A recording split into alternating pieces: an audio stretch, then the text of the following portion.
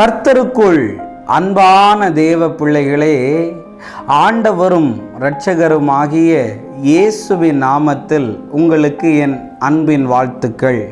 இந்த நாளிலேயும் 1 ராஜாக்கள் 17வது அதிகாரம் அதனுடைய 4வது வசனத்தை வாசிக்கிறேன். அந்த ஆற்றின் தண்ணீரை குடிப்பாய், அங்கே உன்னை போஷிக்க காகங்களுக்கு கட்டளையிடுவேன் என்றார்.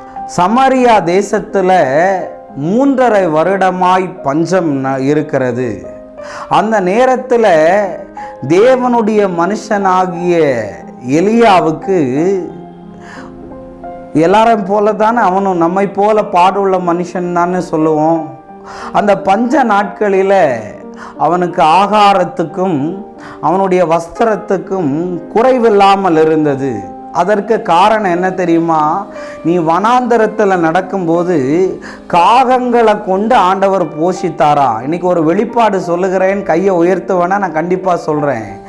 ஆண்டவருக்குள்ள நீ வனாந்தரத்தில் நடந்தாலும் அங்கே 5 அறிவுள்ள மிருகங்களை கொண்டு கூட கர்த்தர் உன்னை போஷிப்பார். காகங்களுக்கு 6 அறிவாக இருக்குது, 5 அறிவு தான். அது கூட கொண்டு சாப்பாடு கொடுத்ததுன்னு பார்க்க முடியும். இன்னும் உங்களுக்கு ஒரு வெளிப்பாடை சொல்லுகிறேன். 17வது அதிகாரம் அதனுடைய 9வது வசனத்தை வாசிக்கிறேன். நீ எழுந்து சீதோனுக்கு அடுத்த சாரிபாத் ஊருக்கு போய் அங்கே தங்கியிரு. உன்னை பராமரிக்கும்படி அங்கே இருக்கிற ஒரு விதவைக்கு கட்டளை இடுவேன்னு. நீ வனாந்தரத்தில் நடக்கும்போது 6 அறிவு மனுஷனை கொண்டும் ஆண்டவர் உன்னை போஷிப்பார். இன்றைக்கி நான் என்ன வெளிப்பாடு சொல்லுகிறேன்? நீ வனாந்தரத்தில் நடக்கும்போது 5 அறிவுள்ள காக்காவை கொண்டும் ஆண்டவர் போஷிப்பார், 6 அறிவுள்ள மனுஷனையும் கொண்டு ஆண்டவர் போஷிப்பார். ஆனால் நம்முடைய ஒரு கெட்ட குணம் என்ன தெரியுமா? அந்த காக்கா பின்னாடியே போயிடுறோம், இல்லாட்டி அந்த மனுஷன் முன்னாடியே போயிடுறோம். நம்ம அவங்க பின்னாடி போகாமல் இந்த காக்காவையும் இந்த மனுஷனையும் வர வச்சாங்க பத்தியா. அவரோட கூட சேர்ந்து நீ போகும்போது அந்த வனாந்தரம் கூட உனக்கு செழிப்பாக மாறும். ஒரு ஆமைன்னு சொல்லுங்களேன். ஒரு 10 ரூபா கூட டீ குடிக்க கூட காசு இல்லாமல் இருந்த நாட்கள் உண்டு. ஏன் இதை விட மேலே சொல்லணும்னா 1 ரூபா கூட என் பர்ஸில் இல்லாத எத்தனையோ நாட்கள் இருந்தது.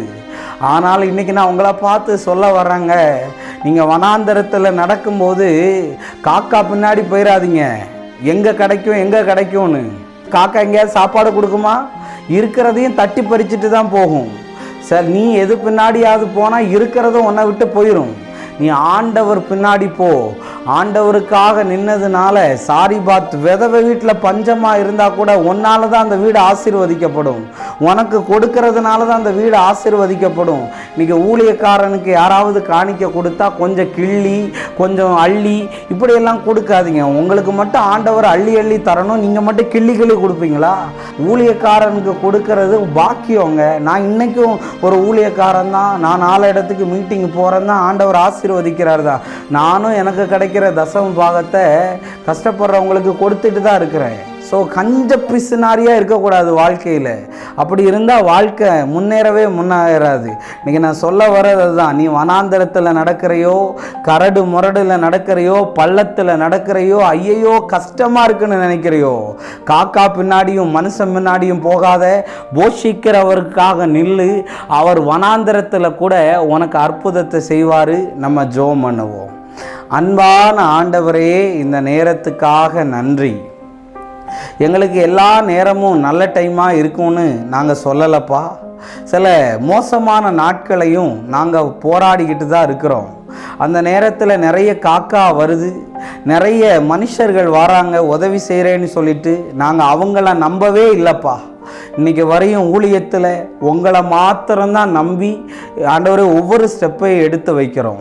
இதை பார்த்துக்கிட்டு கேட்டுக்கிட்டு இருக்கிற ஒவ்வொரு பிள்ளைகளுக்கும் அந்த காரியத்தை கர்த்தர் உண்டு பண்ணுவீராக. இயேசுவின் நாமத்தில் வேண்டுகிறேன் நல்ல பிதாவே. ஆமேன், ஆமேன். God bless you. கர்த்தர் உங்களை ஆசீர்வதிப்பார்.